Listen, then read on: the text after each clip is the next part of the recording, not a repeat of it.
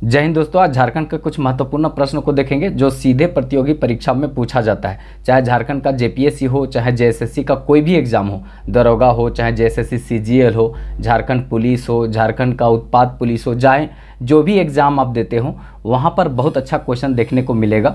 यहाँ पर क्वेश्चन भले ही 10-15 हो, लेकिन हम इसके साथ जो रिलेट करके बताएंगे वो बहुत महत्वपूर्ण रहेगा आप लोग के लिए। तो चीज़ों को अच्छे से देखिएगा, तो हो सके तो पेन पेपर सब कुछ लेकर बैठिएगा और लिखते भी चलिएगा। एडिशनल फैक्ट जो बताएंगे वो बहुत महत्वपूर्ण रहेगा, और वो जो रहेगा वो हो सकता है वो सीधे क्वेश्चन पूछा जा सकता है। तो चीज़ों को अच्छे से देखते चलिएगा, लिखते जरूर चलिएगा और याद भी करते चलिएगा साथ साथ में, क्योंकि हम बहुत फ़नी अंदाज में आप लोग को रटवाते भी चलेंगे।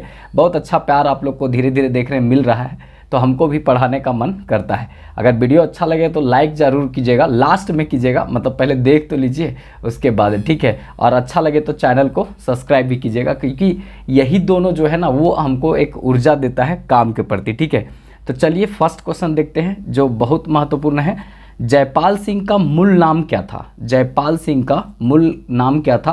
तो वेंदन पाहन, ठीक है, वेंदन पाहन इनका मूल नाम था। वैसे जयपाल सिंह का जो अगर नाम देखेंगे तो इनको द ग्रेट लीडर भी कहा जाता है, इनको द ग्रेट लीडर भी कहा जाता है।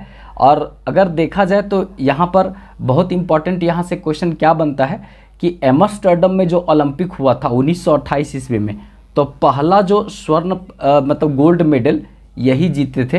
तो इसको भी थोड़ा सा याद रखिएगा। पहला जो गोल्ड मेडल जीतने का काम ये मतलब इन्हीं का कप्तानी में हुआ था हॉकी में, ठीक है। तो ये भी याद रखेंगे। ये दो को ब्याह किए थे, आपको पता है, तारा मजुमदार के साथ किए थे। और वो तारा मजुमदार कौन थी तो आप लोग बताइएगा। और एक और ब्याह किए थे, तो ये दो ब्याह किए थे, ठीक है। जवाहरलाल नेहरू के कहने पर भी एक ब्याह किए थे ये, ठीक है। तो 2 ब्याह किए थे, तो दोनों पत्नी में से एक हम बता दिए तारा मजुमदार, और एक और कौन थी आप लोग बताइएगा, ठीक है। तो जयपाल सिंह मुंडा ये खुट्टी से थे। ब्लू चिप अवार्ड भी 1925 ईस्वी में इनको मिला है, ठीक है। ब्लू चिप अवार्ड 1925 ईस्वी में मिला है। और उसके बाद अगर देखा जाए तो 1928 ईस्वी में एम्स्टर्डम ओलंपिक में ये गोल्ड मेडल भारत के लिए पहला मतलब ओलंपिक में जीते थे हॉकी के लिए, क्योंकि इस समय ये कप्तान थे तो इन्हीं का नाम ज़्यादा आता है, तो ध्यान में रखिएगा। हमारे यहाँ का कप्तान बहुत सारा अच्छा काम किया, जैसे 2011 का वर्ल्ड कप जो हुआ है, मतलब देखेंगे क्रिकेट में तो महेंद्र सिंह धोनी के कप्तानी में जीता गया है। 2007 में T20 वर्ल्ड कप हुआ था, उसमें भी महेंद्र सिंह धोनी जो T20 वर्ल्ड कप का पहला था पाकिस्तान के साथ हुआ था, तो उसमें भी हमारा ही मतलब देश जीता था 2007 में। उस समय भी महेंद्र सिंह धोनी कप्तान थे। 2011 में वर्ल्ड कप हुआ 50 ओवर वाला, तो उसमें भी जीते, तो वो भी मेरा ही मतलब राज्य से कैप्टन थे महेंद्र सिंह धोनी, जिनको थाला भी बोलते हैं, जिनको MSD भी बोलते हैं, कैप्टन कूल भी कहते हैं। तो यहाँ पर इनको भी थोड़ा सा याद रखिएगा और साथ साथ में इनको भी याद रखिएगा, ठीक है। जयपाल सिंह मुंडा खुट्टी जिला से संबंधित हैं, जहाँ से बिरसा मुंडा का संबंध होता है, ठीक है। बिरसा मुंडा का ये दूसरा अवतार इनको बोला जाता है, क्योंकि बिरसा मुंडा के मृत्यु के बाद ही इनका जन्म हुआ था। तो थोड़ा सा इन बातों को ध्यान में रखिएगा, क्योंकि सीधे तौर पर क्वेश्चन यहाँ से पूछे जाते हैं, ठीक है। तो ये अब बात यहाँ उपनाम से आया, मूल नाम से आया, तो कुछ उपनाम कुछ का देख लेते हैं। जैसे आप लोग से पूछा जाएगा कि बिरसा मुंडा को किस नाम से जाना जाता है, तो याद रखिएगा बिरसा मुंडा को धरती आभा के नाम से जाना जाता है, ठीक है। बिरसा मुंडा को बोलते हैं क्या? धरती आभा, ठीक है, आभा, धरती आभा बोलते हैं बिरसा मुंडा को, ठीक है। मरांड गोम के द ग्रेट लीडर किनको बोलते हैं? तो जयपाल सिंह मुंडा को बोलते हैं मरांड गोम के द ग्रेट लीडर। ये 6ठी जेपीएससी में पूछा गया है, ठीक है। MSD वाला तो आपको पता ही, ठीक है। छोटा नागपुर केसरी किसको बोलते हैं? ये बहुत इंपॉर्टेंट है, छोटा नागपुर केसरी, छोटा नागपुर केसरी, केसरी इन किसको बोलते हैं? तो याद रखेंगे राम नारायण सिंह, राम नारायण सिंह को। और ये राम नारायण सिंह जो है छोटा नागपुर केसरी, इनको बोलते हैं स्वराज लूट गया है, यही लिखे थे, ये याद रखिएगा। यहाँ से भी क्वेश्चन पूछा जाता है। प्रिंस ऑफ छोटा नागपुर, याद रखिएगा प्रिंस ऑफ छोटा नागपुर किसको बोलते हैं? मुकुंद नायक को। प्रिंस ऑफ छोटा नागपुर किसको बोलते हैं? मुकुंद नायक को बोलते हैं, ठीक है।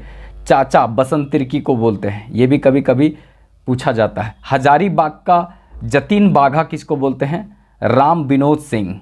हजारीबाग का जतिन बाघा किसको बोलते हैं? राम विनोद सिंह को बोलते हैं। ठीक है, याद रखेंगे। झारखंड आंदोलन का जन्मदाता ये जे बार्थोलमन चाईबासा के थे, संत कोलंबस कॉलेज में पढ़े थे और ढाका में जाकर के जो बैठक हुआ था वहाँ भाग लिए थे, इसीलिए इनको झारखंड आंदोलन का जन्मदाता कहा जाता है। याद रखेंगे, स्टूडेंट यूनियन जो बना था 1912 ईस्वी में बना था, तो इसको भी थोड़ा सा याद रखना है, यहाँ से भी सीधे क्वेश्चन पूछा जाएगा। सिस्टर निर्मला बहुत इंपॉर्टेंट है, सिस्टर निर्मला कुसुम जोशी, सिस्टर निर्मला कुसुम जोशी। और झारखंड का जो आयरन लेडी बोला जाता है दयामणि बारला।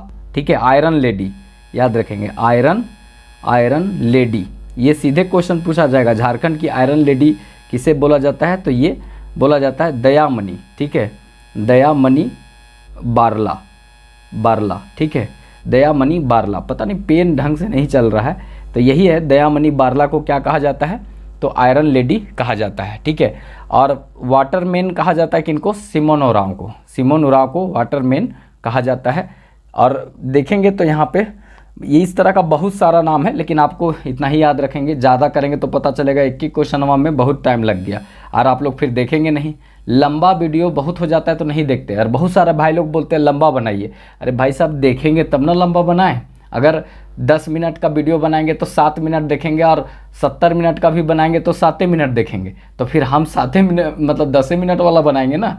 तो आप लोग लेंथ को देखेंगे तब ना, हमको बनाने में क्या दिक्कत है। हम तो बोलिएगा तो दिन भर बैठल रहेंगे, आप पढ़ाते रहेंगे। 1 घंटा नहीं, हमारे पास क्षमता 5 घंटा लगातार पढ़ाने का है, 6 घंटा तक लगातार बोलते, बिना पानी पिए भी बोलते हैं हम। अगर आप कभी मेरा ऑफलाइन क्लास में आएंगे ना, तो हम जब खड़ा हो जाते हैं, तो खड़ा होते हैं ऑफलाइन क्लास, तो 3 घंटा तक हम मेंस का लिए हैं क्लास, 3 घंटा तक। जेपीएससी मेंस का जैसे इकोनॉमिक्स का क्लास हो या कोनो सब्जेक्ट का हो, 3-3 घंटा तक हम लगातार ले लेते हैं, और पानी तक नहीं पीते हैं। इतना मतलब क्षमता है, और हम ले सकते हैं, 4 घंटा भी लगातार पढ़ा सकते हैं। लेकिन आप लोग साथ देंगे तब ना, आप लोग साथ चलेंगे तब ना, क्योंकि आप लोग का जो ऊर्जा हमको दिखता है कैसे, लाइक से, सब्सक्राइब से, यही सबसे ऊर्जा दिखता है। ठीक है, चलिए नेक्स्ट देखते हैं। इंपॉर्टेंट क्वेश्चन यहाँ पर बहुत इंपॉर्टेंट होगा ये।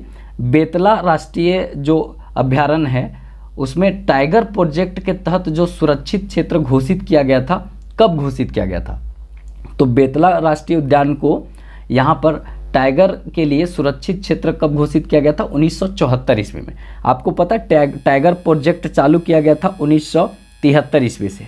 ठीक है, 1973 ईस्वी में टाइगर प्रोजेक्ट चालू किया गया था, क्योंकि वन जीव एक्ट जो है भारत में ला गया था 1972 में, इंदिरा गांधी के समय में। स्टॉकहोम का सम्मेलन भी इसी समय 1972 में हुआ था। पर्यावरण को लेकर पहली बार चिंता की गई थी स्वीडन में, स्वीडन के स्टॉकहोम में 1972 ईस्वी में। और इसी समय 1972 ईस्वी में इंदिरा गांधी भागते भागते आई और तुरंत यहाँ पे वन एक्ट बनाई। ठीक है, वन जीव एक्ट बनाई थी 1972 ईस्वी में। और 1973 ईस्वी में टाइगर प्रोजेक्ट चालू हुआ था, 1973 ईस्वी में टाइगर प्रोजेक्ट चालू हुआ था। और इसी टाइगर प्रोजेक्ट के तहत संरक्षित क्षेत्र 1974 ईस्वी में किसको घोषित किया गया था, तो याद रखेंगे बेतला को घोषित किया गया था। अब बेतला कब बना है, तो याद रखेंगे 1986 ईस्वी में बेतला राष्ट्रीय उद्यान बना है। और एक मात्र राष्ट्रीय उद्यान झारखंड का बेतला राष्ट्रीय उद्यान है, याद रखेंगे। और ये कहाँ पर है, लातेहार में पड़ता है, लातेहार में पड़ता है। आप लोग को पता है यहाँ नेतरहाट है, पहाड़ों की मलिका, पहाड़ों की रानी इसको बोलते हैं। लातेहार क्षेत्र में फील्ड फायरिंग रेंज है, आपको पता होगा यहाँ पे। फिर एक है आपका नेतरहाट स्कूल, लातेहार में पड़ेगा, 1954 में बना है नेतरहाट स्कूल। ठीक है, ये बॉय के लिए मतलब मेधावी छात्रों के लिए बहुत बढ़िया स्कूल है, याद रखेंगे। यहाँ पे लातेहार में सबसे ज़्यादा प्रतिशत में फॉरेस्ट कवर है, ये भी याद रखेंगे। लातेहार के टोरी क्षेत्र से ही निकलता है, मतलब कौन सा नदी, तो दामोदर नदी झारखंड की सबसे बड़ी नदी है, तो वो लातेहार के क्षेत्र से ही निकलती है, तो इसको भी याद रखेंगे। 1946 में बेतला राष्ट्रीय उद्यान बना था। उत्तरी कोयल प्रोजेक्ट जब बनाया जा रहा था, जिसको मोंडल डैम प्रोजेक्ट कहते हैं, वो जब बनाया जा रहा था तो बेतला को पीछे घसका दिया गया। ठीक है, बेतला को पीछे घसकाया गया था, क्योंकि भर जाता तो पता चलता बेचारा डूब जाता बेतला, तो इसीलिए इसको पीछे घसका दिया गया। और हमारे यहाँ टाइगर जो है यहीं पाया जाता है। हालांकि अभी टाइगर का सेंसस हुआ था तो यहाँ एक को टाइगर नहीं मिला। मतलब क्या करती है भारत सरकार, ड्रोन लगा करके और टाइगरवन जहाँ एक आगो दिखता है उनको उठा के दूसरा जगह ले जाती है। अब बाद में बोलती है बेतला में को टाइगरे नहीं है। अरे बेतला में टाइगर दिख जाता है लेकिन सरकार रहने नहीं देती है, दूसरा जगह उठा के ले जाती है। अभी बेतला में एक को टाइगर नहीं है, ठीक है। सबसे पहले शेरों की गणना जो है ना, बोल कहीं कहीं लिखा हुआ मिलेगा बाघों का, लेकिन रियल में 1932-33 ईस्वी में यहाँ पर सबसे पहले शेरों की गणना हुआ था, शेरों की गणना हुआ था। कहीं कहीं बाघ की गणना लिखा हुआ मिलेगा, तो यहीं पर हुआ था, याद रखेंगे, बहुत इंपॉर्टेंट क्वेश्चन बनता है, ठीक है। आप अगर कुछ नेशनल पार्क का नाम लिखना चाहते तो बताइएगा, हेमिस नेशनल पार्क कहाँ पे है, ठीक है। उसके बाद कंगन वैली नेशनल पार्क कहाँ, कंगन वैली तो आप लोग को सबको पता होगा कि कंगन वैली जो है हमारे आसपास में है। न्यूरा वैली कहाँ पर है, साइलेंट वैली कहाँ पे है, ठीक है। उसके बाद मुदुमलाई कहाँ पर है, ये सब अगर कमेंट बॉक्स में लिखेंगे तो बहुत अच्छा होगा। कूनो नेशनल पार्क, क्योंकि चीता के लिए बहुत फेमस है कूनो नेशनल पार्क, ठीक है। आशा जो अभी बच्चा को जन्म दी है, 8 गो शावक को जन्म दी है, तो चीता बहुत दिन के बाद इंडिया में आया है, ठीक है। अब वो कौन सा देश से आया आप लोग बताइएगा, ठीक है। ये सब आप लोग पर छोड़ते हैं, सब कुछ तो हम ही नहीं बताएंगे, आप लोग भी कुछ कुछ बताइएगा, क्योंकि आप लोग बताइएगा तो हमको थोड़ा सा एनर्जी मिलेगा, हम और कुछ बता सकते हैं। देखिए, तो टाइगर प्रोजेक्ट के बारे में बता दिए, 1973 में चालू हुआ था झारखंड में, 1974 में यहाँ पर बेतला में चालू हुआ था। थोड़ा सा हाथी प्रोजेक्ट भी बता देते हैं, एलिफेंट प्रोजेक्ट, ठीक है। तो हाथी से 2-4 चीज़, हाथी जो है ना राष्ट्रीय पशु है किसका, तो झारखंड का। उसके बाद यहाँ पर केरल का, और उसके बाद कर्नाटक का है, ये राजकीय पशु है, ये याद रखिएगा। हाथी को विरासत पशु घोषित किया गया था 2010 में, हाथी को विरासत पशु 2010 में घोषित किया गया था। अब विश्व एलिफेंट डे 12 अगस्त को मनाया जाता है।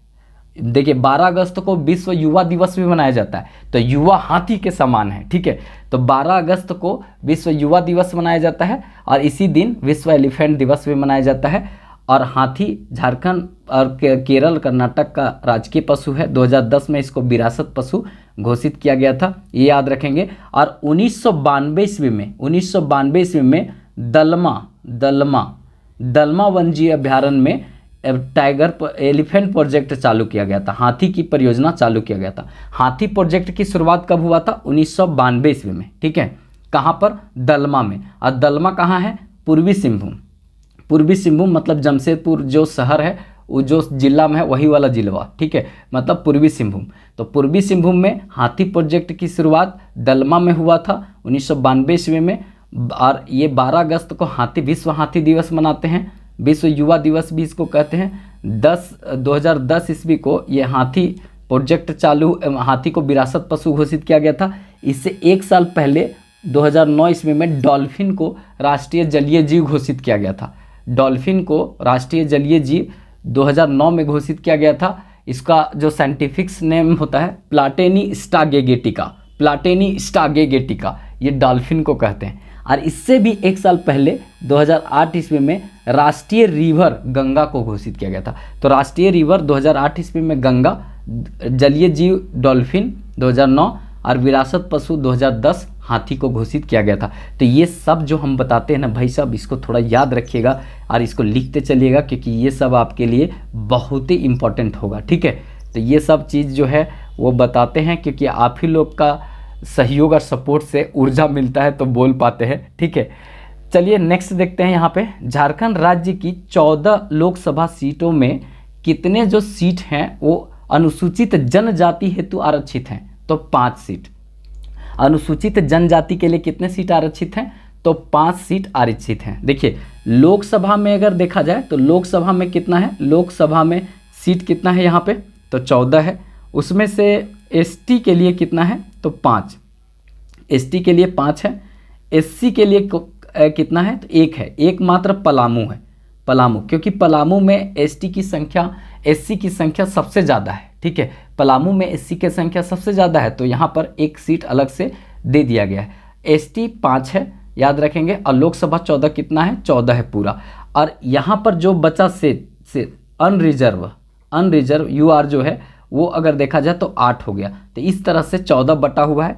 अगर सांसद कितना यहाँ से बनते हैं, सांसद कितना बनते हैं ये पूछा जाए तो याद रखेंगे 14 लोकसभा के और 6 राज्यसभा के, तो 20 सांसद चुने जाते हैं झारखंड क्षेत्र से।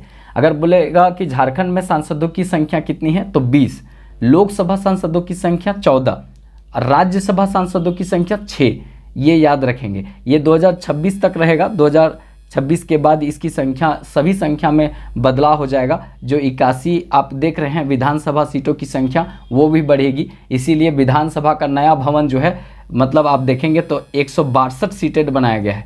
नया भवन जो है वो विधानसभा भवन, जो अभी विधानसभा बना है नया झारखंड का, उसमें 162 सीटेड है। समझ लीजिए इससे डबल बनाया है। अभी 81 विधानसभा सीट है, उससे डबल बना के रखे हुए हैं, जिससे कि मतलब पूरी तरीक़ा से मतलब सीट बढ़ाया जाए तो पूरा बम्फर बढ़ाया जाए। अब बढ़ाने से होता है क्या कि बहुमत जो है ना स्पष्ट आने का चांस बनता है। सीट कम रहता है तो बड़ी दिक्कत होता है, 4 गो उसका, 5 गो इसका, 6 गो उसका, सब मिला जुला करके एक सरकार बनाएगा। ठीक है, तो ये चीज़ थोड़ा सा ठीक नहीं लगता है। तो कुल मिलाकर ये सब थोड़ा ध्यान में रखना है। यहाँ से विधानसभा का नया भवन बना है, ये भी याद रखना है। यहाँ से इम्पोर्टेंट क्वेश्चन पूछा जा सकता है। अभी जो है फिर से तीसरी बार मुख्यमंत्री बन गए हैं कौन, तो याद रखेंगे तीसरी बार मतलब होता है कि 3 बार मुख्यमंत्री बने हैं कौन, तो हेमंत सोरेन।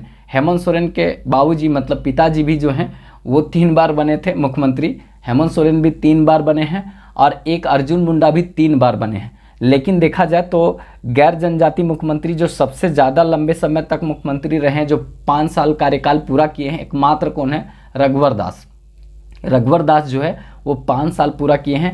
झारखंड का एकमात्र व्यक्ति जो निर्दलीय रहा है और मुख्यमंत्री रहा है, मधु कोड़ा। ठीक है, तो मधु कोड़ा निर्दलीय मुख्यमंत्री, फिर उसके बाद गैर जनजातीय मुख्यमंत्री रघुवर दास, और 3 बार जो रहे ये तीनों के बारे में हम बता दिए। और अभी राज्यपाल कौन है वो आप लोग लिख करके कमेंट बॉक्स में बताइएगा। ठीक है, कमेंट बॉक्स में लिख करके बताइएगा कि अभी राज्यपाल कौन है। ठीक है, चलिए आगे देखते हैं। बहुत इंपॉर्टेंट क्वेश्चन रहेगा।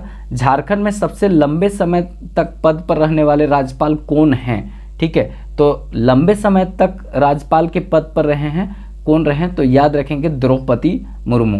द्रौपदी मुर्मू ये रही हैं, और ये फेमस इसलिए रहेगी क्योंकि देखिए द्रौपदी मुर्मू जो है, इनसे 4-5 फैक्ट हम बता देते हैं।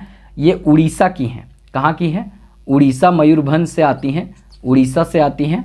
1958 ईस्वी में, मतलब स्वतंत्रता के बाद इनका जन्म हुआ था। आप सोच लीजिए, स्वतंत्रता के बाद जन्म होने वाला ये मतलब जन्म ली है, और ये झारखंड का मतलब पहली महिला राज्यपाल बनी है, और भारत की पहली जनजातीय राज्यपाल बनी है देश का। ठीक है, तो ये मतलब देश का राष्ट्रपति बनी है, राज्यपाल नहीं।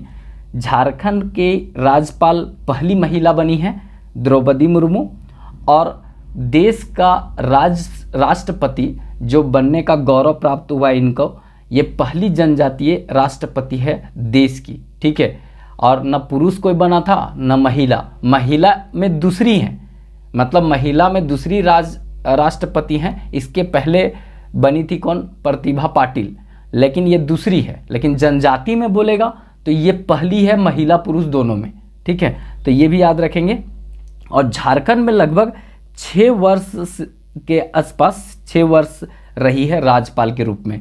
तो एकमात्र राज्यपाल अभी तक झारखंड की बनी है महिला में, तो यही बनी है द्रौपदी मुर्मू, और सर्वाधिक कार्यकाल रहा है, 6 वर्ष से अधिक का कार्यकाल इनका रहा है। तो ये भी याद रखेंगे। उड़ीसा मयूरभंज से आती है। मयूरभंज में मयूरभंज छौ होता है, आप सबको पता होगा, और पुरुलिया में पुरुलिया छौ होता है, और हमारे यहाँ होता है कौन सा छौ, तो याद रखेंगे सरायकेला खरसावां जो छौ होता है वो हमारे यहाँ होता है। और छौ नृत्य जो है उसमें गायन की शैली नहीं होती है, इंस्ट्रूमेंटल सॉन्ग बजता है, बस पीपी ही बजेगा और मर उछलेगा पूरी तरीक़ा से लोग, और उसके बाद कुछ नहीं बजता है। गुरु की प्रधानता बहुत ज़रूरी होता है, क्योंकि गुरु जो है ना दोनों हाथों में छड़ी लेकर के इशारा करते रहता है, पूरा उछलता है। हम तो भाई 1 मिनट उछलेंगे तो उसके बाद हमारा हिम्मत नहीं पटेगा कि फिर से जाकर उछले कूद करे।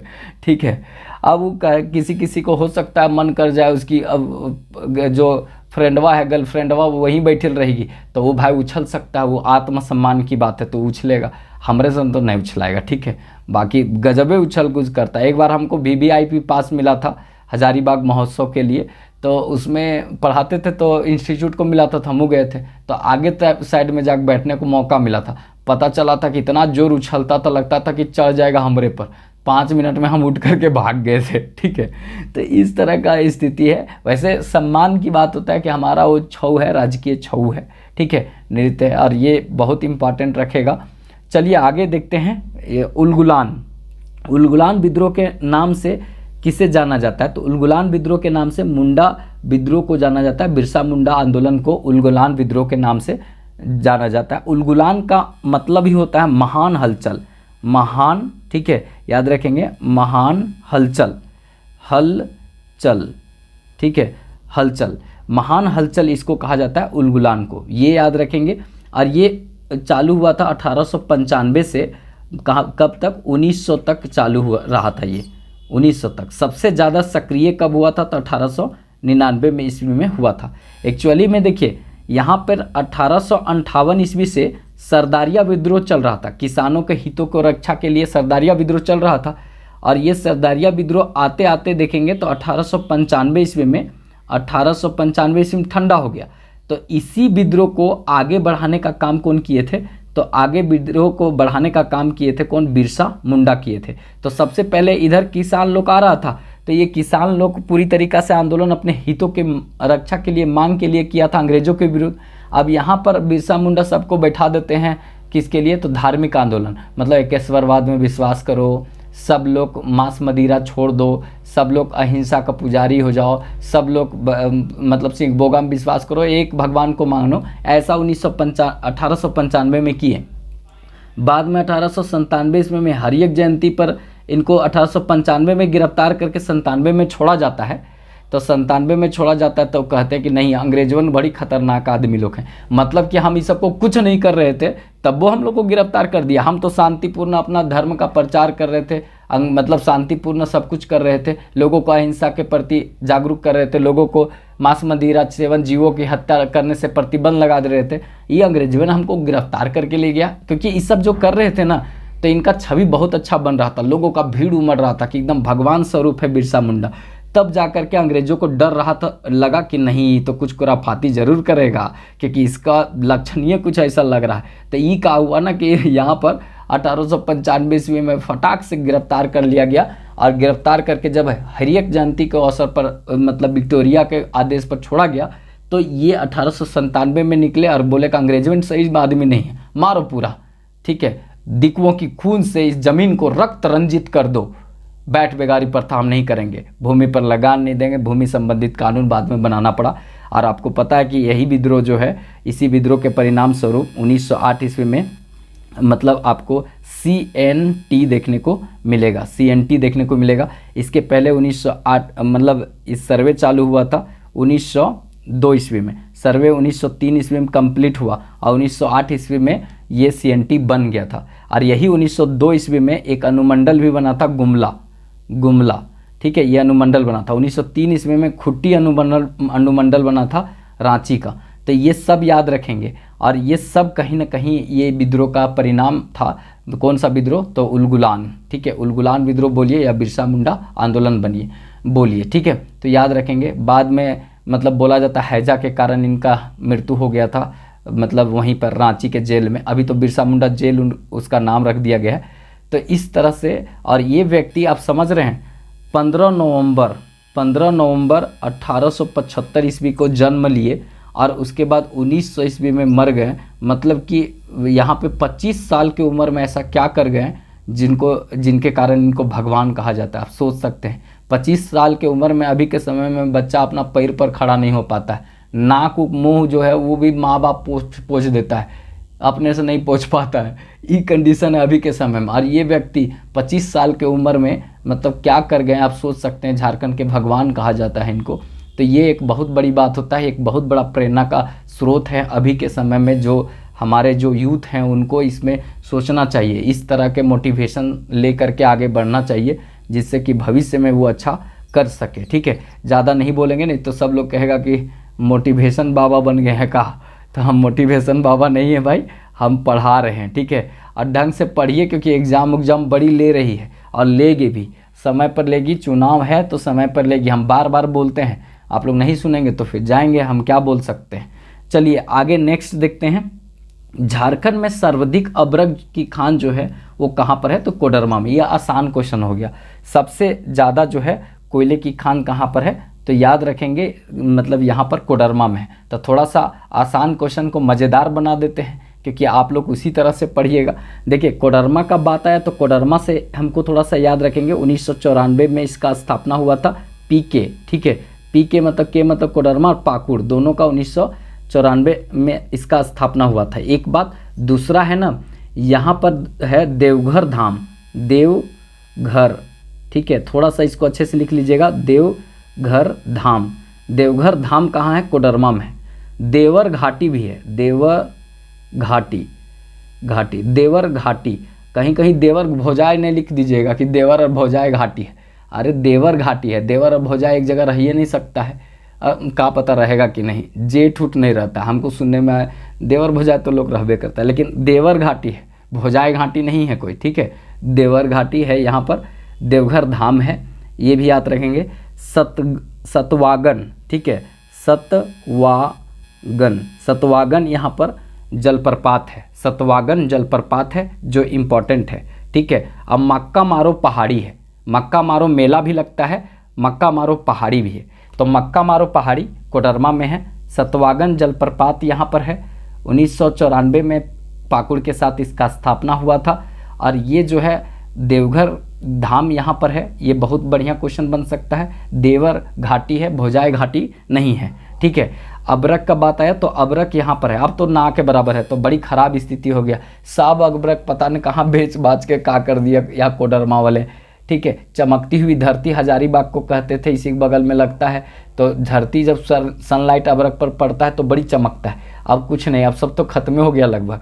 अभी आंध्र प्रदेश, आंध्र, ठीक है, आंध्र प्रदेश जो है ना, प्रदेश जो है वो सबसे आगे है, तो आंध्र प्रदेश अबरक उत्पादन में देश में सबसे आगे है, ये भी थोड़ा ध्यान में रखेंगे। अब इसका उस तरह का स्थान नहीं देखने को मिलता है झारखंड में, तो अबरक यहाँ पर हो गया। आपसे कोई पूछेगा कि लोह अयस्क, तो चिड़िया क्षेत्र फेमस है पश्चिमी सिंहभूम में, ठीक है, वो याद रखेंगे। नावामुंडी का क्षेत्र, ठीक है, गोवा, जामदा, नावामुंडी, ये सब क्षेत्र बारामजादा ग्रुप में है, पश्चिमी सिंहभूम में, सब फेमस है जहाँ लोह अयस्क मिलता है। कोयला के लिए फेमस जगह है, जैसे कोयला के लिए फेमस आम्रपाली टंडवा क्षेत्र, बड़का गांव कोयला क्षेत्र, बोकारो का आपको करगली का क्षेत्र, फिर झरिया का कोयला क्षेत्र, उसके बाद गिद्दी का कोयला क्षेत्र, गिद्दी जो है गिरिडीह में पड़ता, सॉरी गिरिडीह में नहीं, रामगढ़ में पड़ता है गिद्दी, ठीक है, तो गिद्दी का क्षेत्र ये सब है। सिकनी कोयला क्षेत्र लातेहार में पड़ता है,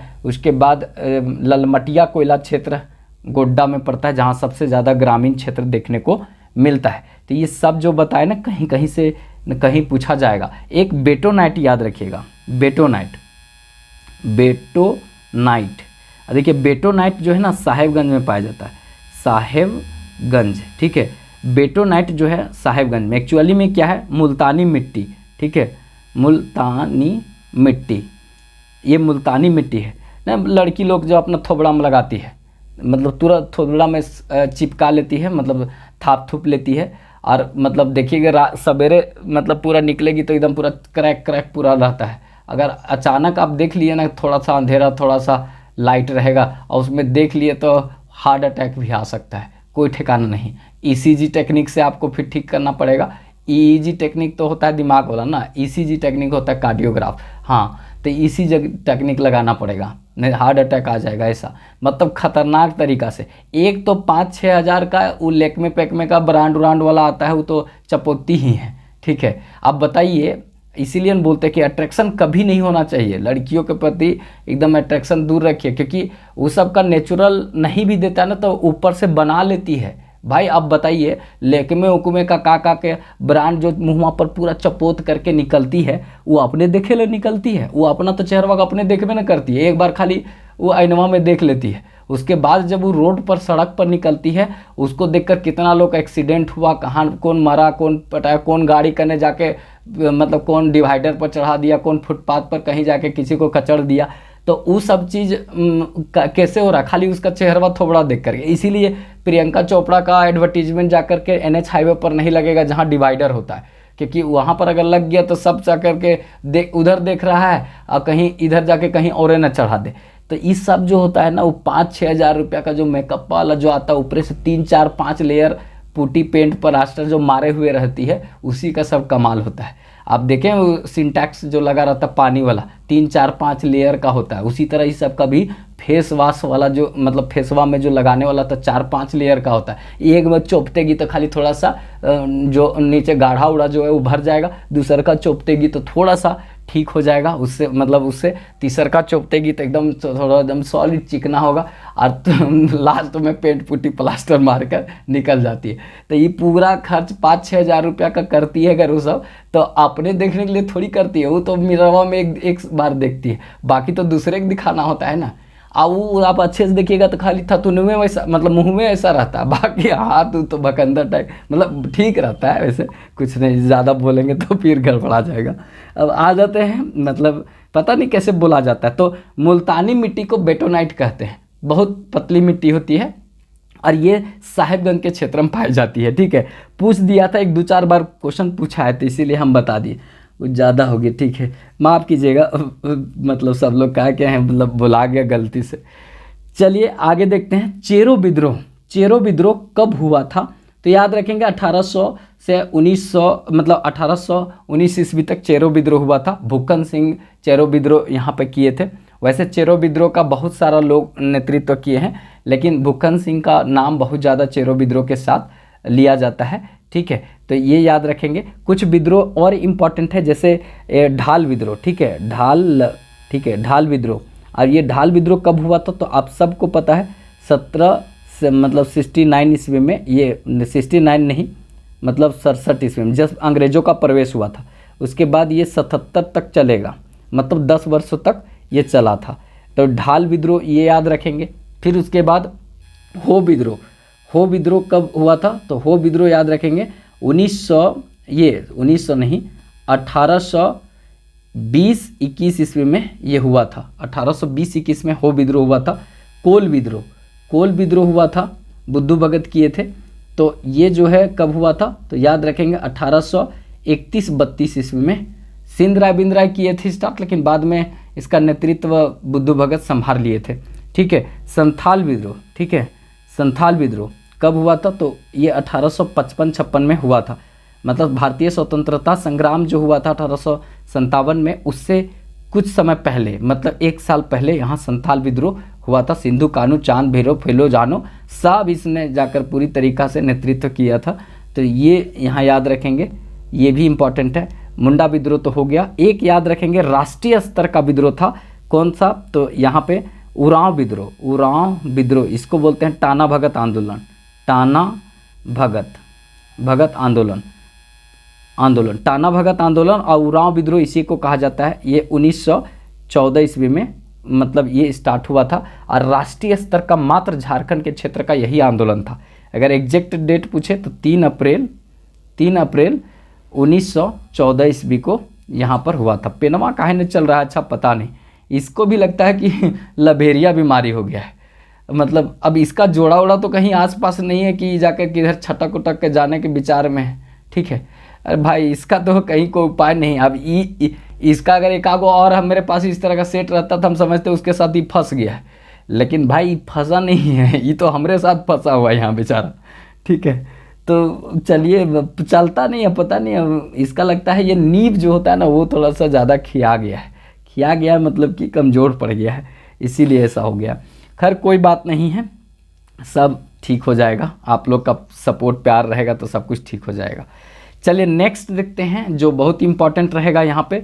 गोपाल राय जो है वो का संबंध किस विद्रोह से? तो गोपाल राय, हम बोले ना बहुत सारे राजाओं का संबंध आपको चेरो से मिलेगा, क्योंकि चेरो विद्रोह जो है बहुत लंबे समय तक चला था। ठीक है, तो याद रखेंगे भुक्कन सिंह को बताए थे। ठीक है, चेरो विद्रोह से रिलेटेड यहाँ गोपाल राय को भी याद रखेगा कि ये चेरो विद्रोह से संबंधित थे।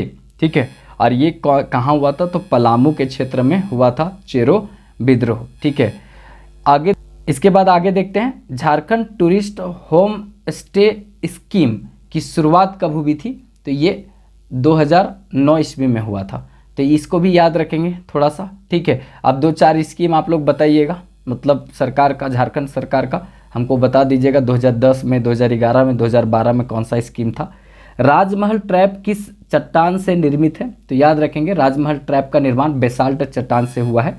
तो बेसाल्ट चट्टान को टूटने पड़ने से मतलब ये राजमहल का में काली मिट्टी का निर्माण हुआ है, तो राजमहल में काली मिट्टी भी पाई जाती है। और राजमहल का जो क्षेत्र का फैलाव है वो 2000 वर्ग किलोमीटर में है। अगर देखा जाए तो ये जो एरिया है, इस तरह से झारखंड बनता है ना यहाँ पर, तो ये जो एरिया है, अगर ये जो देख रहे हैं यही राजमहल का है। यहाँ पर साहेबगंज हो गया, ये हो गया पाकुड़ 2 नंबर में, और ये हो गया गोड्डा हो गया यहाँ पर। और यहाँ पर अगर देखा जाए थोड़ा सा लंबा, ये हो गया दुमका। तो दुमका गोड्डा ये बीच में देखिए, दूसरा कलर ले लेते हैं क्योंकि आप लोग को थोड़ा समझ में आ जाएगा, महिला का कलर है, तो यही है राजमहल। ठीक है, राजमहल क्षेत्र यही है। अगर थोड़ा मोटा कर लेते हैं क्योंकि आप लोग को थोड़ा अच्छा लगेगा देखने। देखिए इतना बड़ा मोटा में हम रंग दिए, ये जो है ना राजमहल है, का हो राजमहल है ये। ठीक है, ये है राजमहल, ठीक है राजमहल। और राजमहल जो है ना जुरासिक काल में बना था। कब है? जुरासिक काल। ठीक है, जुरासिक काल में ये राजमहल बना था, ये याद रखेंगे। यही राजमहल ऐसे बढ़ा हुआ है। और यहाँ पर शिलोंग का पठार, देखिए शिलोंग का पठार तालब से होगा। शिलोंग का पठार जो है ना, पठार इसी का हिस्सा है, शिलोंग का पठार इसी का हिस्सा है। अब बोलिएगा बीच में तो गैप है, नदियाँ बहती है, दामोदर नदी जमुना के नाम पर।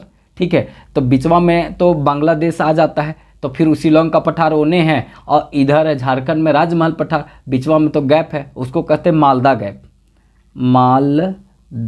गैप। ठीक है, गैप। तो जो झारखंड का राजमहल का क्षेत्र का विस्तार शिलोंग का पठार तक है, और शिलोंग का पठार राजमहल का हिस्सा है, लेकिन बिचवा में जो गैप है ना वो मालदा गैप है। नदियाँ ओकरा पाट दी है। ठीक है, उधर से ऊपर से आती है ब्रह्मपुत्रा नदी जो जमुना के नाम से बहती है, और इधर से आती है कौन सा नदी, तो याद रखेंगे यहाँ से आती गंगा नदी। और वो किस नाम से बहती है, तो गंगा नदी पद्मा के नाम से बनती है। अब पद्मा और जमुना का संयुक्त धारा बाद में मैग्ना में मिलता है, और मैग्ना जो है आगे जाकर के बंगाल की खाड़ी में मिलती है, और बंगाल की खाड़ी में चली जाती है, और इस तरह से समाप्त हो जाती है। तो ये सब जो है ना हम आप लोग को बताएं, थोड़ा सा इसको ध्यान में रखिएगा। राजमहल का क्षेत्र में सूरिया पहाड़ियाँ, माल पहाड़ियाँ रहती है। माल पहाड़ियाँ आदिम जनजातियों में जो मतलब आप देखेंगे तो आदिम जनजातियों में सबसे बड़ी जनजाति माल पहाड़िया है, दूसरा सूरिया पहाड़िया है। और झारखंड में देखा जाए तो सबसे बड़ी जनजाति संथाल है, दूसरा उरांव है। ये याद रखिएगा, यहाँ पर बहुत इंपॉर्टेंट क्वेश्चन यहाँ से बनता है। यहीं पर अजय नदी पर आपको मोतीझरा जलप्रपात पहाड़ी क्षेत्र में देखने को मिलेगा। तेलियागढ़ जो है यही राजमहल के क्षेत्र में देखने को मिलेगा, जिसको बंगाल का प्रवेश द्वार बोलते हैं। अकबर नगर जो है वो यहीं पर मान सिंह बनाया था 1592-93 में। ये बंगाल का राजधानी हुआ करता था और यहाँ मान सिंह शासन करता था।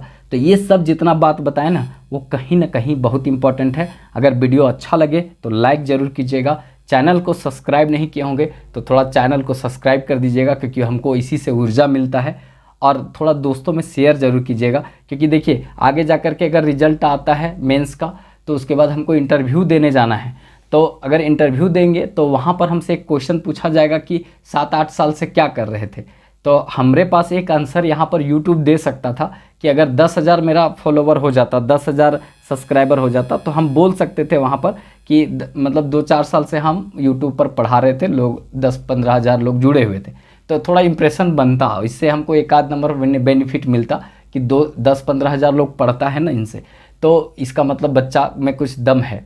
तो ये आंसर यहाँ पर हमको मिल सकता था, लेकिन 10,000 बच्चा मेरे पास यूट्यूब में नहीं है भाई साहब। सब्सक्राइबर देख लीजिए, थोड़ा सा आप लोग सहयोग करेंगे ना तो वो बढ़ जाएगा। तो इंटरव्यू में हम इसको अगर 10,000 हो जाता है तो हम पक्का बोल देंगे सर यूट्यूब में हम 2-3 साल से पढ़ा रहे थे, कुछ काम कर रहे थे। तो इससे क्या होगा, इंप्रेशन थोड़ा बनेगा। अगर नहीं 10,000 होता तो 6-7-5,000 में नहीं बोलेंगे, ख़राब लगेगा। ठीक है, तो आप लोग सहयोग करेंगे तो ये हो सकता है। बस थोड़ा सा सहयोग कीजिए और 10,000 पहुंचा दीजिए। मेरा एक यूट्यूब का तरफ से क्वेश्चन अगर होता है सिलेक्शन मेंस में, तब हम ये क्वेश्चन बना सकते हैं और इसको अच्छा से तैयार कर सकते हैं, क्योंकि यूट्यूब से फिर हमको बहुत सारा क्वेश्चन पूछा जाएगा।